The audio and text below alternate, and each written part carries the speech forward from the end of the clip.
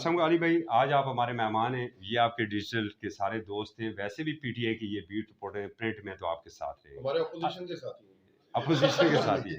तो आज क्या शेयर करेंगे इनके साथ आप? अच्छी अच्छी बात है। अच्छा जी, अल्हम्दुलिल्लाह आपके सामने ही है हमारी पीटीआई की स्ट्रगल, क्योंकि सबसे ज़्यादा तो इस्लामाबाद में ही हमारी एक्टिविटीज़ होती थी।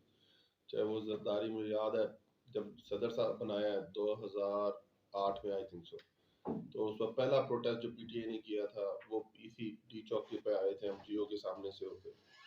उसके बाद फिर आपको याद होगा रमज़ान में हमारे धरने, फिर पाकिस्तान में वो फैले, फिर हमारे लॉन्ग मार्च, उसके बाद हमारा लॉकडाउन, ये सारे आपके सामने नहीं। फिर अल्हम्दुलिल्लाह अब 2.5 साल से हम हुकूमत में, आपको पता है मैं ज़मीनी इंतखाबात जीत के आया था।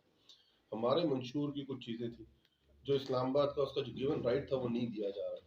हमारा हमेशा से ये समझते थे कि इस्लामाबाद से तो सब मांगते हैं, पर इस्लामाबाद को देने को कोई तैयार नहीं। इसकी सबसे बड़ी मिसाल ये थी, दो मिसालें जो इसको मेरी बात को लॉजिकल एंडिंग देती हैं या उसको बेस देती हैं, वो ये थी कि पूरे इस्लामाबाद के लोगों का फेडरल की नौकरियों में कोटा है, इस्लामाबाद के लोगों का कोई कोटा नहीं। मतलब अगर if you have domicile of Islamabad तो आप एलिजिबल ही नहीं है फेडरल की नौकरी के लिए, आपको पंजाब के साथ डाल देंगे। 12 करोड़ आवाम है पंजाब की, हम 22 लाख लोग हैं, हमें उनके साथ डाल देंगे। इसके लिए बहुत बड़ी स्ट्रगल की हमने। मैंने असेंबली में आवाज़ उठाई, फिर हम इसकी स्टैंडिंग कमेटी में लेके गए, फिर मैंने सब कमेटी उसको मैंने खुद चेयर किया और उसमें हमारा सबने साथ दिया और यूनानिमसली हमने अपना इस्लामाबाद का 50% कोटा कराया। आज अल्हम्दुलिल्लाह इस्लामाबाद की शनाख्त है फेडरल की नौकरियों में, इस्लामाबाद के डोमिसाइल की पहचान है, ये हमारा मंशूर का सबसे बड़ा हिस्सा था। उसके बाद बहुत बड़ा इशू मुतासरीन का था इस्लामाबाद, क्योंकि इस्लामाबाद थोड़ा डिफरेंटली है। ये इस तरह का शहर नहीं है कि बना फैलता गया, ये बनाया गया। और जो बनाया गया, जिन लोगों की बाओजदाद की ज़मीनों पे बनाया गया, आज भी लोगों की कंपनसेशन पेड नहीं है। आप किसी के बाओजदाद की ज़मीन ले रहे हैं और उस ज़मीन को आप उसका राइट, उसके ऊपर सेक्टर बन गए हैं, एक्वायर हो गई है, उनका आज तक राइट नहीं दिया जा रहा।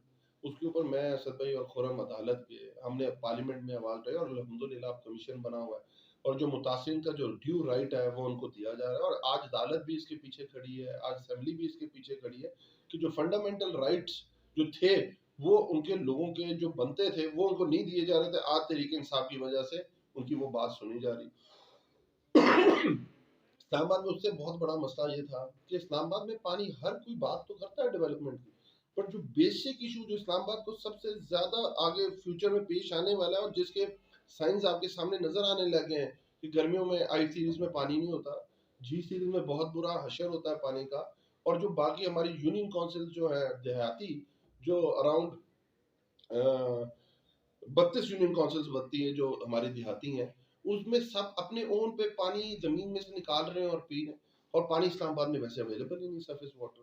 तो फिर हमने उसके लिए बहुत सारी एफर्ट की, कैबिनेट से हमने 2 अरब 32 करोड़ रुपया रखवाया, सीडीए को पैसे मिल चुके हैं जिसमें पानी, सीवरेज, सैनिटेशन पे काम हो रहा है। पर उससे बड़ा काम हो रहा है जो खानपुर से हमारा ड्यू शेयर है, उसके ऊपर हम काम कर रहे हैं कि वो ड्यू शेयर जो सरफेस वाटर 18 कनाल की जो हमारी सरफेस वाटर आ रहा है उसको हम एक पार्टी को देना चाह रहे हैं, ताकि जो उसमें से पानी आगे पीछे हो जाता है, चोरी हो जाता है या ज़ाया हो जाता है, वो ड्यू शेयर यहाँ मिले। और अल्हम्दुलिल्लाह खानपुर के लिए ये बहुत बड़ा काम था जो असद उमर साहब ने ऑपोजिशन में कराया था कि इस्लामाबाद को दरियाए सिंध से पानी सिर्फ एक सूरत में मिल सकता है कि चारों सूबे एग्री हों। तो 3 सूबे पहले एग्री कर गए हुए थे, पीपल्स पार्टी एग्री नहीं करती थी। असद उमर साहब जब ऑपोजिशन में थे, कायम अली शाह साहब वज़ीर आला थे, तो उस बात पर उन्होंने उनको एग्री कराया और चारों सूबों ने इस्लामाबाद के लिए पानी अलाउ किया। अल्हम्दुलिल्लाह हमारी हुकूमत आई और हमने इसके अंदर फिर पीएसडीपी में इस दफ़ा इसके ऊपर लैंड एक्विजिशन और इसको पहले पीएसडीपी में डलवाया, पहले उसके सीडीडब्ल्यूपी से पास कराया, एक्निक से पास कराया। अब अल्हम्दुलिल्लाह वो हमारे पीएसडीपी का हिस्सा है, उसका कंसल्टेंट हायर हो चुका हुआ है। 8 से 12 महीने 2 तरह की उसमें फिजिबिलिटीज हैं। एक जो वहाँ से जो गाजी बरोता से जो पानी आना है इस्लामाबाद, और जो ना उसके बाद जो इस्लामाबाद के अंदर उसकी चैनलाइजिंग हो रही है। 2 महीने उसके गुजर गए इंशाल्लाह ताला और 8 एक फिजिबिलिटी 8 इंसेप्शन रिपोर्ट उनकी आ गई हुई है। बाकी 8 महीने में और बाकी 10 महीने में दूसरी रिपोर्ट्स आ जाएंगी और उसके बाद फिजिकल काम होना शुरू हो जाएगा। तो इंशाल्लाह एंड ऑफ आवर टेन्योर मैं ये होप हूँ कि इंशाल्लाह ताला हम उसके अगर पूरा नहीं तो 75% हम काम कर चुके होंगे वाटर के ऊपर वाटर की। उसके बाद बहुत बड़ा इशू देखिए, इस्लामाबाद में कोई सरकारी बस नहीं चलती, कोई सरकारी मास ट्रांजिट सिस्टम ही नहीं है कि मतलब हाँ, बादशाह सलामत रात को सोए हुए थे, सुबह उठे, उन्होंने कहा हाँ क्या होना चाहिए, उन्हें पिंडी से इस्लामाबाद मेट्रो होनी चाहिए। फिर बादशाह इस्लामाबाद सोए, सुबह उठे, क्या होना चाहिए, एयरपोर्ट तक मेट्रो होनी चाहिए। देखिए, जो दुनिया में कभी शहर नहीं चल सकते। आप आज आपके सामने ये एक्सप्रेस हाईवे 2 लेन होती थी, उस वक्त भी रश होता था। आज 5 लेन है, आज भी रश है। आपके सामने एक्सप्रेस हाईवे 2 लेन होती थी, आज पीडब्ल्यूडी तक इंशाल्लाह ताला 5 लेन हो जाएगी, पर आज भी उसके ऊपर रश है। इसका क्या मतलब है कि दुनिया जो मॉडर्न शहर है, वो उनके अंदर एक मास ट्रांजिट सिस्टम होता है। तो अल्हम्दुलिल्लाह हमने एक मास ट्रांजिट अथॉरिटी बना दी, कैबिनेट ने उसकी प्रिंसिपल अप्रूवल दे दी हुई है, और उसी की बेस के ऊपर हम 5 फीडर रूट्स के ऊपर काम कर रहे हैं। इंशाल्लाह ताला वो भी जल्द आपको नजर आएगी। इस्लामाबाद में स्लॉटर हाउस नहीं था, अल्हम्दुलिल्लाह उसका कंसल्टेंट हायर होने जा रहा है, और इसी साल में इंशाल्लाह ताला आप उसको बनता भी देखेंगे इंशाल्लाह ताला, जो हमारा स्लॉटर हाउस है। उसके बाद हम लोग एक वासा बनाने जा रहे हैं इस्लामाबाद में, ताकि पानी का जो सीवरेज, ड्रेनेज और जो पानी सप्लाई का पानी है, उसको मैनेज कर सके, जो पूरे पाकिस्तान में हर चीज़ एक ही इदारे के पास ना हो, डिस्ट्रीब्यूटेड काम। बाकी इसके अलावा जो हमारी रूरल यूसेज थे, हमेशा इस्लामाबाद दो तरह कंसिडर होता था। कहते थे, जो लोग आते थे वो कहते थे इस्लामाबाद बहुत खूबसूरत है, और इसी बेस पे इस्लामाबाद 10 खूबसूरत तरीन दारुल खराफों में रैंक भी होता था। पर जैसे ही आप प्राइम मिनिस्टर हाउस के 1 किलोमीटर पीछे जाते हैं, या मागला रोड से शराज कियानी साहब की यूसी में जाते हैं सैदपुर में, तो आप कहते हैं ये कौन सा इस्लामाबाद आ गया भाई। ना यहाँ ना गलियां है, ना पानी का सिस्टम है, ना सीवरेज का सिस्टम है, ना ड्रेनेज का सिस्टम है, कोई लॉ इसके ऊपर अप्लाई नहीं कर रहा।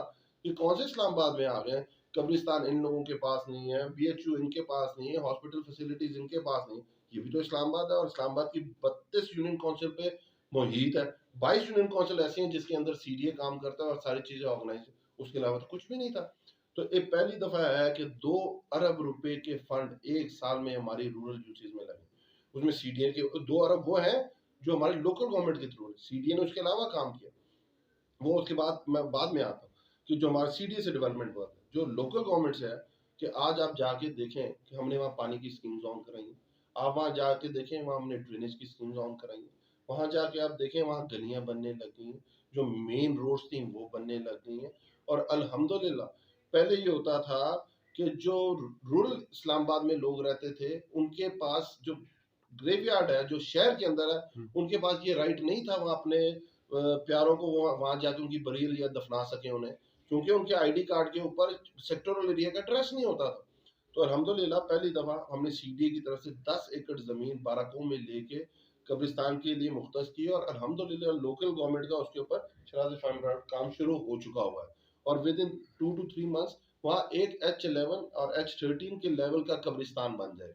ये उन लोगों के लिए, वहाँ कोई ग्राउंड्स अवेलेबल नहीं है, और वो भी इस्लामाबाद के उतने ही शहरी। तो आज जाके देखें, हमने बाराकों के अंदर ही एक चलानी के ऊपर एक ग्राउंड है, आप जाके देखें, आपको लगेगा इंशाल्लाह जैसे हम मागला रोड के ऊपर एक ग्राउंड है, वैसे हमने एक वहाँ ग्राउंड ट्रैक भी बनाया। बनाया आप। ये प्रॉपर उसके ऊपर ट्रैक भी बना दिया। फिर हमारी यूनियन काउंसिल सुहान थी, उसके साथ फिर सीडीए की तरफ से बहुत बड़ा इशू था कि एक मलाल ब्रिज है, एक बर्मा ब्रिज है, ये खुरम राजा खुरम साहब की कॉन्स्टिट्यूंसी के अंदर है। पिछले 15-20 साल से उसके ऊपर सियासत हो रही थी। पिछले साहब इधर कैड मिनिस्टर रहे, जिनके नीचे लोकल गवर्नमेंट भी थी, जिनके ऊपर सीडीए भी थी, जिनके पास हेल्थ भी थी, एजुकेशन भी थी, वो 2 ब्रिज नहीं बना सके। अल्हम्दुलिल्लाह बर्मा ब्रिज बन के तैयार होके ओपन हो गया, मलाल ब्रिज का काम स्टार्ट है, और मेरी यूनियन कॉन्स्टिट्यूंसी में कियानी ब्रिज अल्हम्दुलिल्लाह बनना स्टार्ट हो गया। मैंने 5 दिन पहले, आप लोग वहीं थे, 5 दिन पहले उसकी ओपनिंग की। उसके बाद कायदे यूनिवर्सिटी का एक्सेस, शादरा का एक्सेस, ये हमने सीडीए से बनवाया। और अल्हम्दुलिल्लाह अगले फेज में हम कई जगह जो उनकी मेन रूट्स है उस पर स्ट्रीट लाइट्स लगाने जा रहे हैं, ताकि हम जो देहात जो पीछे रह गया था, हम उसको इक्वलेंट लाना चाह रहे हैं। उनके स्कूल्स को, जो बाराकों में बच्चियों का कॉलेज, डिग्री कॉलेज था, आज उसकी 18 करोड़ रुपए की हमने उसकी एक्सटेंशन की है। जहाँ पहले 900 बच्चियां पढ़ती थी, इंशाल्लाह साल बाद वहाँ 3000 बच्चियां पढ़ सकेंगी। ये बहुत बड़ी चीजें जो देहात में पहले नहीं हो रही थी। उसके ऊपर बाराको फ्लाईओवर के ऊपर काम हो रहा है, यस। बाराको बाईपास के ऊपर काम हो रहा है। रिंग रोड के ऊपर काम हो रहा है। जरा ये थोड़ा सा फ्लाईओवर के हवाले से जरा डिटेल से बताइए। बाराको फ्लाईओवर उसके ऊपर हमने पिछले साल से काम करना शुरू किया था। हमने 50 करोड़ रुपया इसका पीएचडीपी के अंदर रखा था। फिर उसके अब कंसल्टेंट हायर हुआ था। कंसल्टेंट ने अपनी रिपोर्ट दी। पहले वो 3.5 अरब रुपए का प्रोजेक्ट था, फिर वो 7.5 अरब रुपए तक चला गया। 3.5 किलोमीटर फ्लाईओवर है वो। तो उसके बाद गवर्नमेंट ने डिसाइड किया कि ये पीपीपी मोड में हुआ। जब पीपीपी मोड में डिसाइड हुआ है तो उसका कंसल्टेंट हायर होता है जो फाइनेंशियल फिजिबिलिटी निकालता है। अल्हम्दुलिल्लाह 15 नवंबर को इसकी फाइनेंशियल फिजिबिलिटी आ गई, पर उसका 1 महीना डिले इस चीज़ का हुआ कि आपको पता है एनएचए में कोविड की वजह से एनएचए बंद रहा। तो इंशाल्लाह ताला मैंने उसकी मीटिंग कर ली है। Next meeting federal minister Asad Umar साहब के पास है और हम इंशाल्लाह ताला उसकी बाकी सारी चीज़ें देख के उसको हम इंशाल्लाह ताला उसको गो अहेड देंगे।